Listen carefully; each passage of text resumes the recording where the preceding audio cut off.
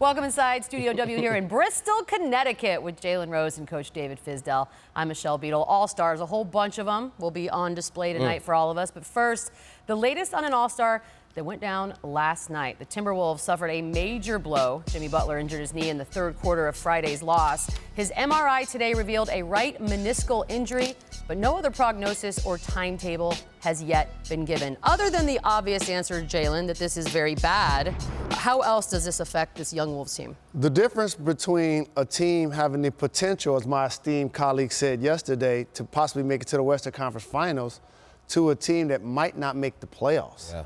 Teams 3 through 9 are only separated by 2 losses. Jimmy Butler is that important to this basketball team.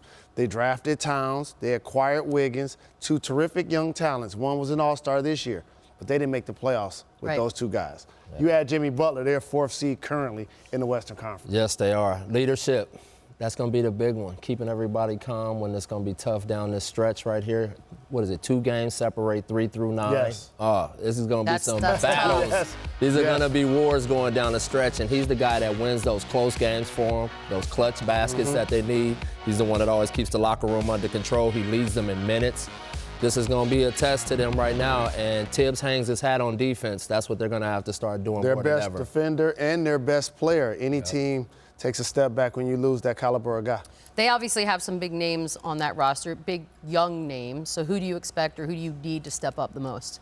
I'm going with Wiggins because here's a guy who's been a #1 overall pick. He got a maximum contract this offseason. He averaged 17 points this year, but without Jimmy Butler, he was averaging 22. This guy can score in this league from all phases, especially when he's aggressive. He has to continue to attack, slash to the basket, get to the free throw line, and be a go-to caliber player on the perimeter. Former All-Star Teague, he's got to step up right now. He's got the capability to be explosive. He can eat up a lot of those touches, those points.